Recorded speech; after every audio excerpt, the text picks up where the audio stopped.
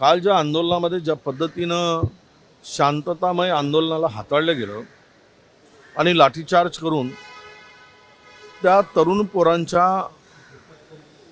पोरांना जखमी केलं गेलं, ज्या पद्धतीनं पोलीस गुंडगिरीसारखे वागत होते, यावरून जंतर मंतर हे लोकशाहीच्या आणि या देशातील जनतेच्या हक्काचं एक केंद्रस्थान आहे की जिथे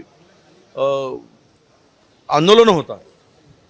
ते आंदोलन ज्या पद्धतीनं सोनम वांगचुकला उचलून चिरडण्याचा प्रयत्न झाला, यावरून या देशातील लोकशाहीला आता धोका निर्माण झाला आहे. कालच्या लाठीचार्ज करण्याची का गरज होती? शांततामय आंदोलनाला त्या पद्धतीनं चिरडण्याची का आवश्यकता होती?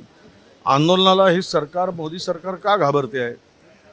आणि म्हणून कालच्या घटनेचा आम्ही निषेधच करतो आणि ते करणं ते टाळलं असतं तर बरं झालं असतं. पण असं आहे की कालच्या आंदोलनाला ज्या पद्धतीनं हाताळलं गेलं त्यामधून या देशातील तरुणांचा आता उद्रेक थांबणार नाही, हे आता मात्र सरकारने ध्यानात घेतलं पाहिजे.